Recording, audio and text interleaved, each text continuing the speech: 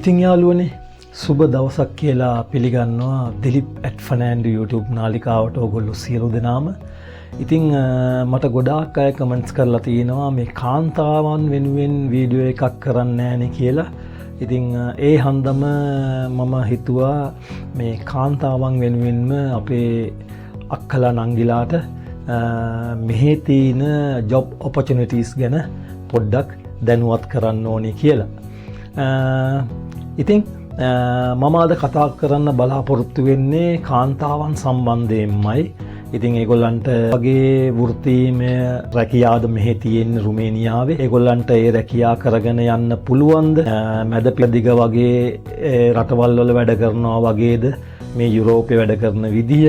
ඉතින් ඒ වගේ නොයෙකුත් කාරණා ගැන සවිස්තරාත්මකව විස්තරයක් කිරීමට තමයි අද මම ඔයගොල්ලන්ට බලාපොරොත්තු වෙන්නේ. එහෙනම් අපි කෙලින්ම යමු වීඩියෝ එකට. රුමේනියාවේ නැනී ජොබ් ගැන මොනවාද විස්තර කියලා. මේ නැනී කියලා කියන්නේ දැන් අපි මැද පෙරදිග ඕගොල්ලෝ රැකියාවට යනවා හවුස්මේට් කියලා. එතකොට මේ හවුස්මේට් ජොබ් එකම තමයි මේ යුරෝපයේදී නැනී කියලා හඳුන්වන්නේ. ඉතින් නැනී ජොබ් එකට එනවා නම් මේ බබාලා බලා ගන්න එන ජොබ් එක ඇත්තෙන්ම ටවුන් බද ගේකට එනවා නම් ඒ කියන්නේ රුමේනියාවේ බුකරස්ට් එහෙම නැත්නම් ක්ලූජ් එහෙම නැත්නම් තිමිසෝරා එහෙම නැත්නම් මේ අරාද් කියන නගරේ. ඉතින් ওই වගේ නගර වශයෙන් කිව්වොත් එහෙම ප්‍රධාන නගර තියෙනවා. ඉතින් මේ නගරවල තියෙන ගේකට ඔයා නැනී වශයෙන් එනවා නම් එහෙම නැත්නම් බබාලා බලා ගන්න හවුස්මේට් කෙනෙක් හැටියට එනවා නම් වරදක් නෑ, හොඳයි. නමුත් ගම්බද ඒ කියන්නේ දුෂ්කර ඒරියාවල තියෙන ගෙවල්, ගම්බද ඒරියාවල තියෙන ගෙවල් වලට ඔයා හවුස්මේට් හැටියට නැත්නම් නැනී වශයෙන් එනවා නම් මම කියන්නේ ඒ ගැන දෙපාරක් හිතලා බලන්න. මොකද ඒවැය තියෙන ෆැසිලිටි සහ ඔයාට තියෙන පහසුකම් එහෙම ගොඩාක් අඩුයි.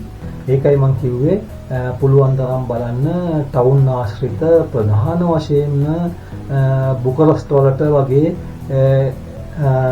නැනී ජොබ් එකට එන්න බලන්න. මොකද ඒවැය ගොඩාක් ඉන්නේ ගෙවල් වල හස්බන්ඩ් ඇන්ඩ් වයිෆ් තව එක්ක බබාලා දෙන්නේ නැත්නම් එක බබයි. ඉතින් ඔයාට ඒ බබාව හරි බබාලා දෙන්නම හරි බලා ගන්න තියෙන්නේ හස්බන්ඩ් ඇන්ඩ් වයිෆ් රැකියාවට යනවා. ඉතින් ඒගොල්ලෝ ටිකක් ලොකු රැකියාවල් කරන්නේ. ඉතින් ඔයාට නිදහසේ ඒ රාජකාරී කරගෙන ඒ පවුලත් එක්ක සමගියෙන් ඒ ගෙදරම ඔයාගේ නවාතැන් පහසුකම් ලබාගෙන ඉන්න පුළුවන්. එහෙම ජොබ් එකක් ඒ වගේ තැනක කරන්න කාන්තාවකට සුදුසුයි කියලා තමයි මම හිතන්නේ.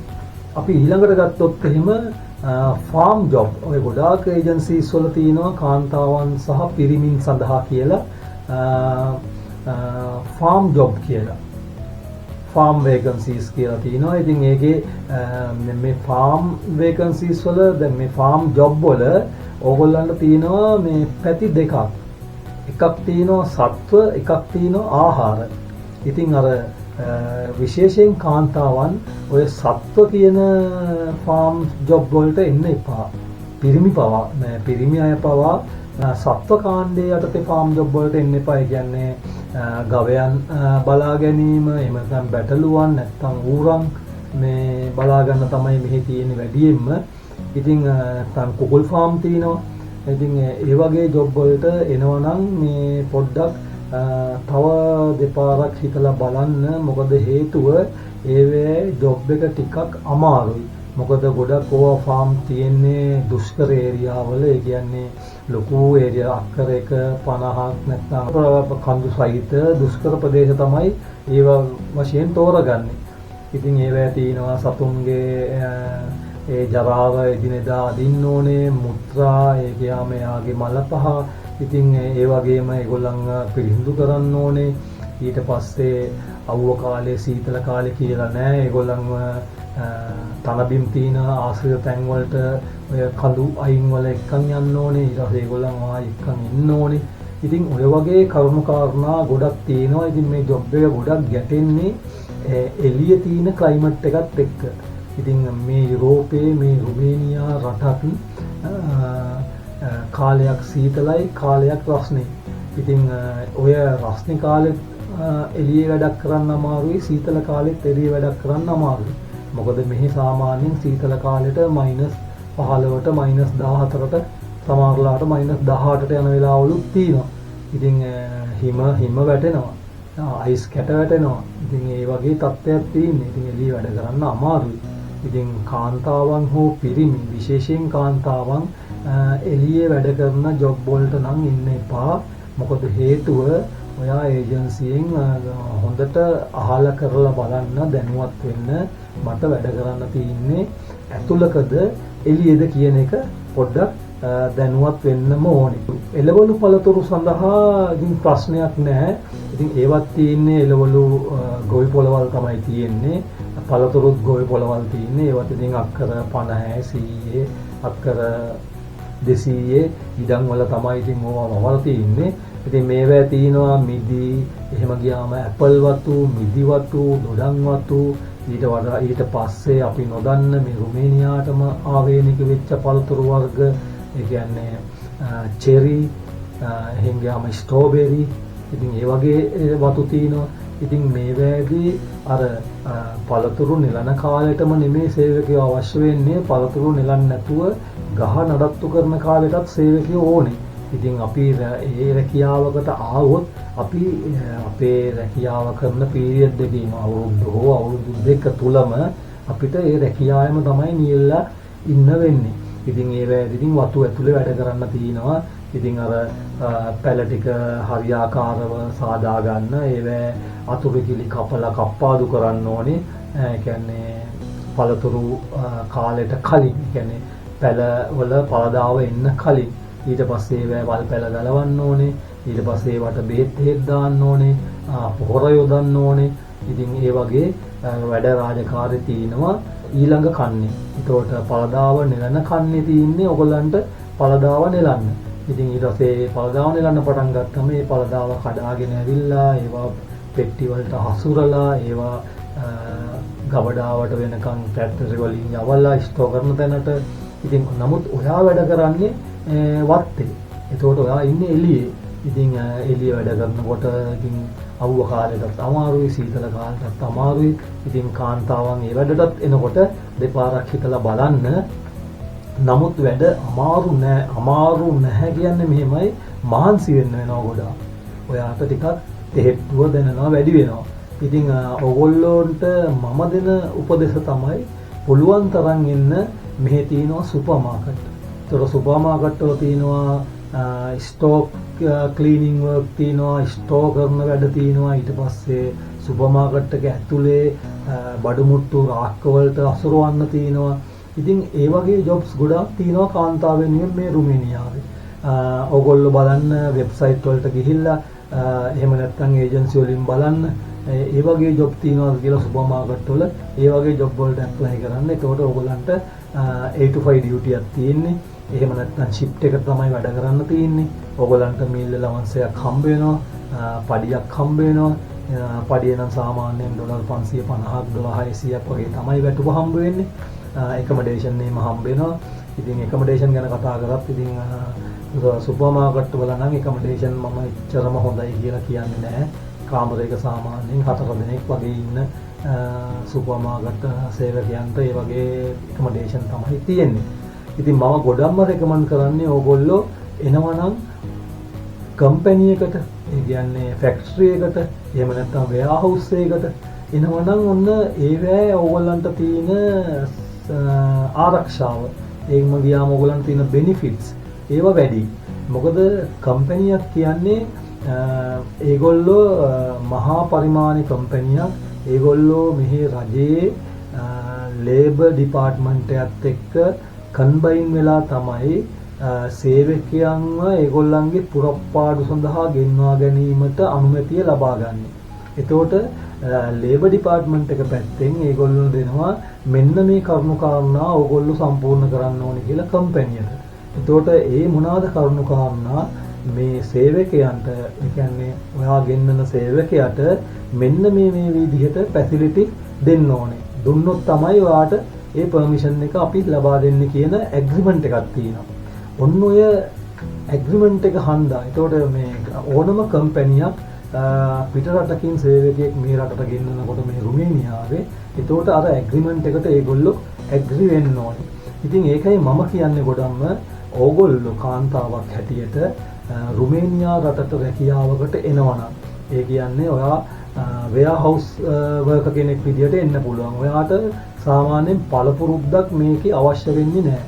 ඉතින් මේකේ තියෙන්නේ වෙයාහවුස් කියන්නේ මේක ඇවිල්ලා පිට රටින් බඩු වෙනවා. ඒක රටවල් වලින් පිට රට තියෙන යුරෝපයේ රටවල් වලින් බඩු මුට්ටු වෙනවා. ඒවා එන්නේ කන්ටේනර්ස් වල.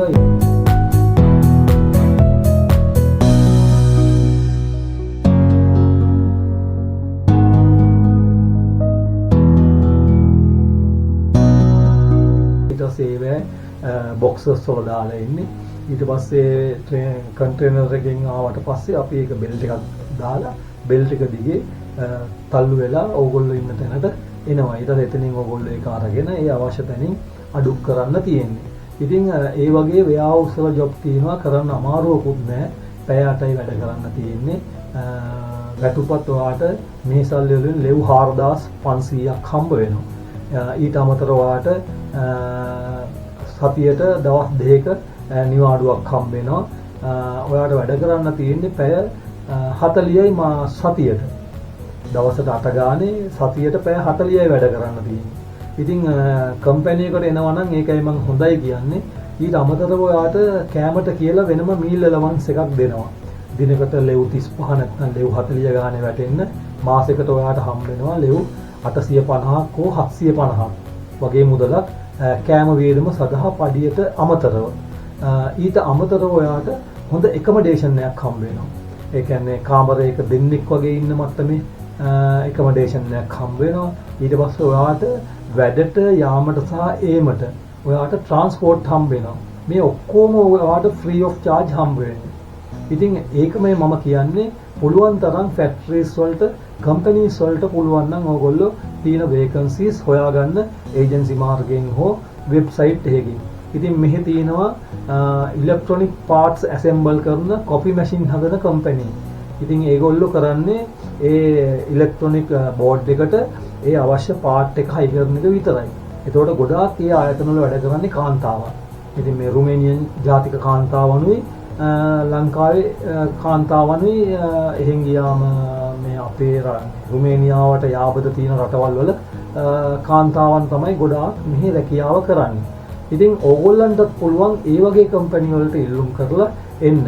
මොකද ඒවැ ෆැසිලිටි හොඳයි. ෆැසිලිටි හොඳයි කියන්නේ ඔයාට පැය 8යි වැඩ කරන්න තියෙන්නේ. ඔයාට මීල් ඇලවන්ස් එකක් ලැබෙනවා. හොඳ එකමඩේෂන් එකක් හම්බ වෙනවා. දෙන්නෙක් වගේ ෂෙයා කරගෙන ඉන්න පුළුවන් කාමරයක්. ඉතින් ට්‍රාන්ස්පෝර්ට් හම්බ වෙනවා. ඊට අමතරව පැය 2-3 දවසට ඕවර් ටයිම් හම්බ වෙනවා. සමහර දවස් වලට ඔයාට පුළුවන් නම් ඩේ ඔෆ් දවසවල සෙනසුරාදාට ඔයාට ඒගොල්ලෝ රික්වෙස්ට් එකක් කරොත් ඕවර් ටයිම් ඇවිල්ලා කරන්න පුළුවන්. ඉතින් ඒ වගේ ෆැසිලිටිස් තියෙනවා.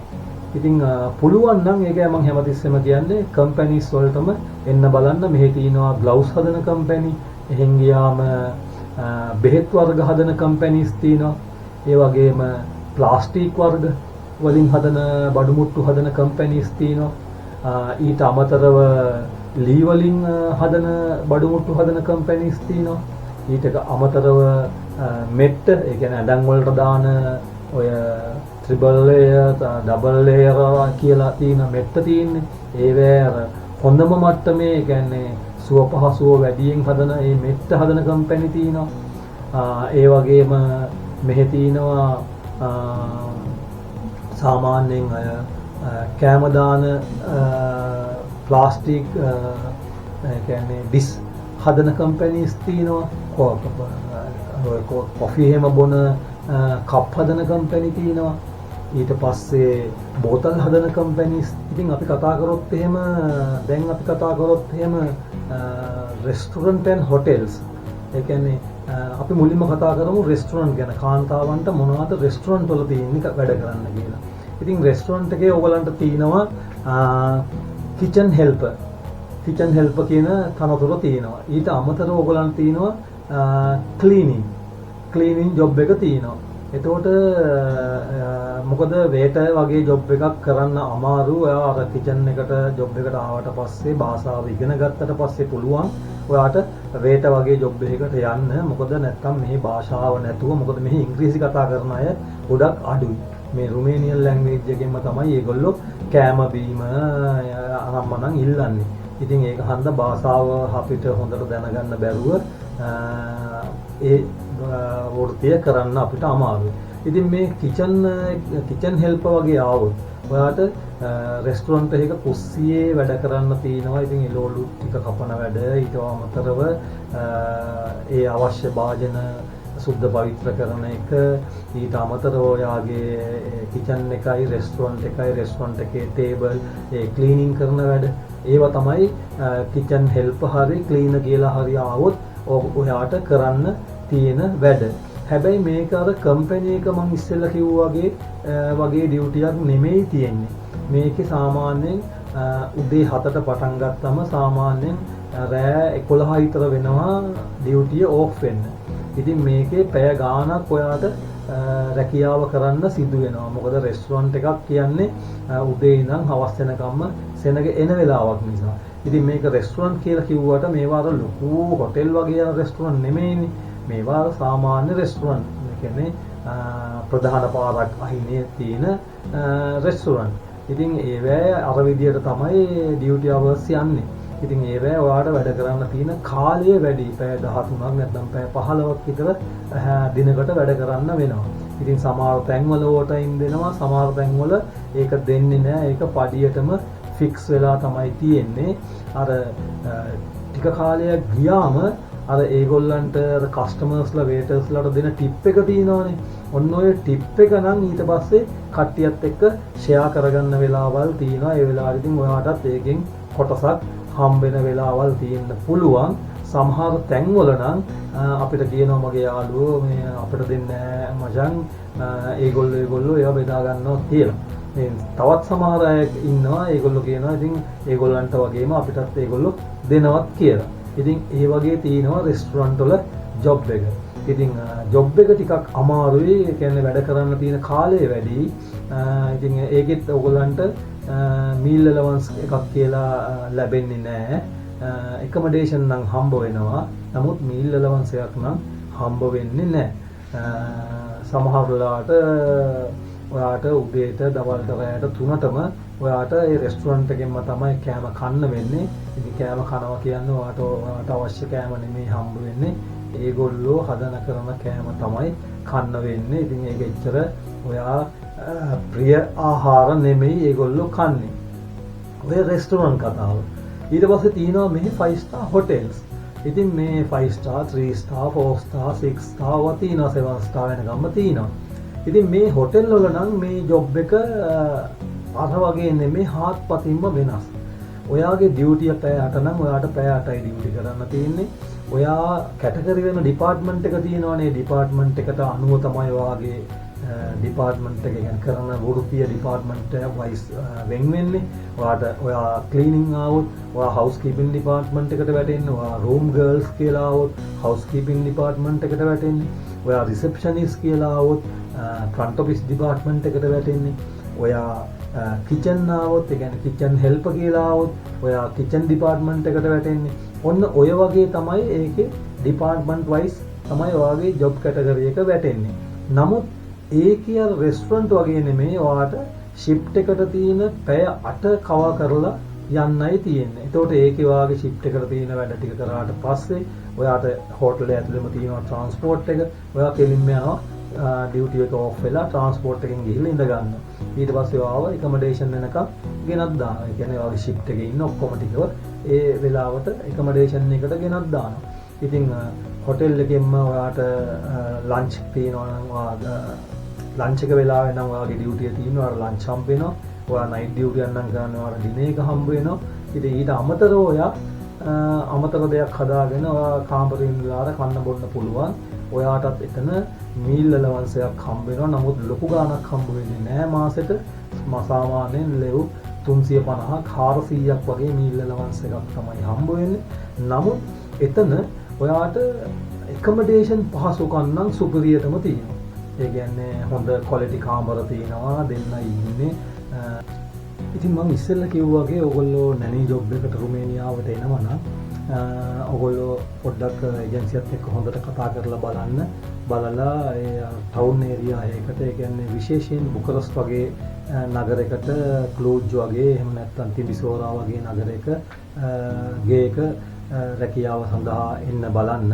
ඒ දුෂ්කර ගම්බද ඒරියා වලට ඒ නැනී ජොබ් එකේ රැකියාවට යන්න එපා.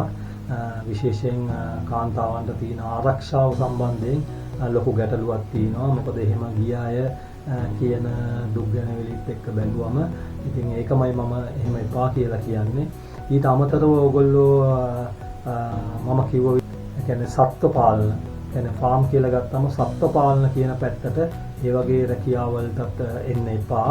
මොකද හේතුව ඒවැ තියෙන අමිහිරි අත්දැකීම් කටුක ජීවිතේ ඊට පස්සේ ඒවෙන් වෙහෙසටපත් වෙලා ඔයාගේ ශරීරය පවා දි รา පත් වෙන ආකාරයේ මහන්සිලා වැඩ කරන රැකියාවක් තමයි ඒ සත්ත්ව පාලන රැකියාව. ඉතින් ඒවට පිරිමි සහ කාන්තා දෙපක්ෂයෙන්ම මම නම් කියන්නේ එන්න එපා. කතා කරලා කියපු දේවල් එක්ක දැනුවත්කමක් ඇතුව තමයි මම ඔයගලන්ට කියන්නේ ඒ ජොබ් එකට ඒ ජොබ් වලට එන්න එපා කියලා. ඉතින් මම ඔයගලන්ට එන්න අවශ්‍ය මාර්ගය එන්න ජොබ් කැටගරිස් ගැන මම විස්තර ටිකක් කිව්වා. විශේෂයෙන් අර මම කිව්වේ නැනේ ජොබ් එක ඒක එන්න ටවුන් ඒරියා. ඊට අමතරව ඔයා හොටෙල්ස් වලට එන්න පුළුවන් නම් 5 star 4 star 7 star වගේ හොටෙල්ස් වල ජොබ් එකකට එන්න පුළුවන් නම් ක්ලීනින් හරි කමන්නේ මේ ඇත්තටම ඒවා සැනසීමෙන් රැකියාව කරගෙන ඉන්න පුළුවන් ජොබ් ඒවා. ඊට අමතරව ඔයා රුමේනියා රටේ තියෙන ආයතනයක ඒ කියන්නේ කම්පැනි එකකට නැත්නම් ෆැක්ටරි එකකට ඔයාට ජොබ් එකකට එන්න පුළුවන් නම් ඔයාට ආරක්ෂාව සම්බන්ධයෙන් සහ ඔයාගේ ජොබ් එක ඔයාගේ සිතේ පරිදි කරගෙන යාමේ හැකියාව තියෙනවා කිසි ගැටලුවකින් තොරව. ඊට අමතරව ඔයාගේ ණය වේලාව නම් ඒ ණය තුරුස් ටික නිදාස් කර ගැනීමටත් හැකියාව ලැබෙනවා. මොකද ඔයාට අමතර කියලා ෆුඩ් එලවන්ස් එකක් ලැබෙනවා. ඔයාට වැඩ කරන්න තියෙන පැය 8යි. ඔයාගේ පඩිය එහෙමම ඉතුරු වෙනවා. ඒ පඩිය ගෙදරට යවලා ඔයාගේ ණය තුරුස් ටික නිදාස් කරගෙන අනිකුත් අවශ්‍යතා ඒ දැන් සපුර ගන්න පුළුවන්. ඉතින් අවුරුද්දක් වගේ යනකොට මම ඉස්සෙල්ලා කිව්වා වගේ ඔයාට සාමාන්‍යයෙන් එම ආයතනයේ අවුරුද්දක් වගේ යනකොට ඔයාට ඒ ආයතනයේ වැඩ කරන්න බැහැයි කියලා හිතෙනවා නම් එහෙම නැත්නම් ඔයාගේ යාළුවෙක්ගේ මාර්ගයෙන් තවත් ආයතනයක හොඳ ඊට වඩා වැඩි වැටුපකට රැකියාවක් ලැබෙන්න තියෙනවා නම් අන්න ඒ වගේ වෙලාවට ඔයාට ඔයා වැඩ කරන ආයතනයෙන් ඉල්ලා අස් වෙන්න පුළුවන්. අස් වෙලා ඔයා කැමති ආයතනයකට යන්න පුළුවන් හැකියාව තියෙනවා. ඒ වගේම තමයි මේ රුමේනියාව කියන්නේ මේ යුරෝපයේ හොඳම හැරවුම් ලක්ෂයක් තියෙන ස්ථානයක්. මම ඇයි එහෙම කියන්නේ? හේතුව තමයි අපිට ලංකාවේ ඉඳන් කෙලින්ම ඉතාලිය යන්න බෑ.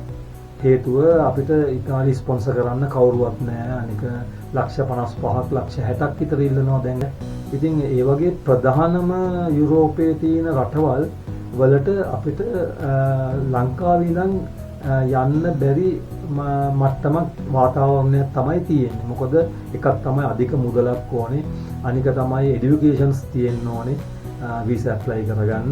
ඉතින් මේ රුමේනියාවට ඔයා ආවොත් ඔයා රුමේනියාවේ අවුරුද්දක් වැඩ කරලා හරි අවුරුදු දෙකක් තුනක් වැඩ කරලා හරි ඔයාට පුළුවන් මෙහි ඩෙන්ටිටියෙන් ඒ කියන්නේ මෙහි ඔයාට හම්බ වෙන ඩෙන්ටිටි කාඩ් එකෙන් ඔයාට කිසිම වීසා එකක් නැතුව ඉතාලියට හෝ ජර්මනියට හෝ ප්‍රංශයට හෝ එහෙම ගියාම මේ අවට තියෙන යුරෝප් කන්ට්‍රි 27ටම ඔයාට යෑමට ඒමට හැකියාව ලැබෙනවා දැන් මේ ශෙනගන් වීම හේතුවෙන්. මොකද දැන් රුමේනියාව ෆුල් ශෙනගන්.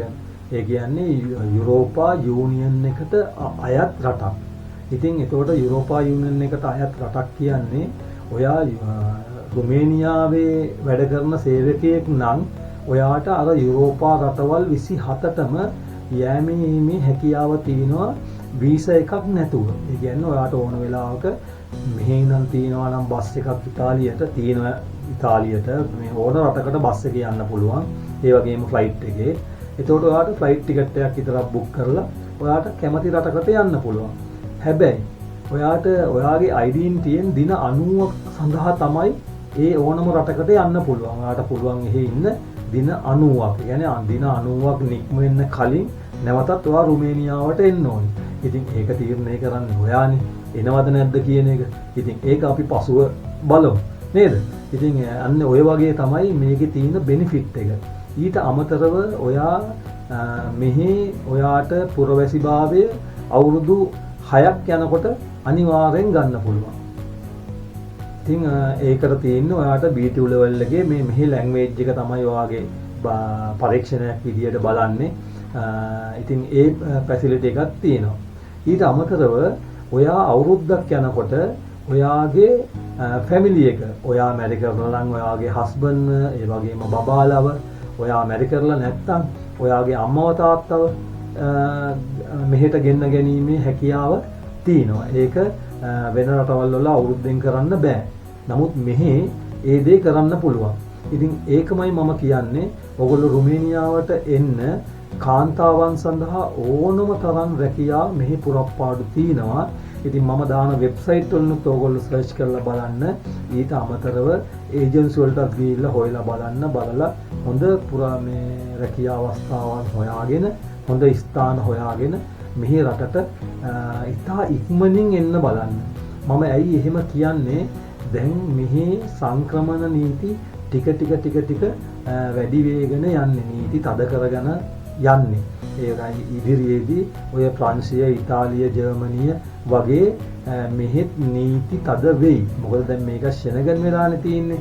ඉතින් මේක තමයි දැන් අන්තිමටම ෂෙනගන් උනේ මේ ෂෙනගන් කන්ට්‍රීස් මේ වලින් කියන්නේ යුරෝපා යූනියන් එකේ.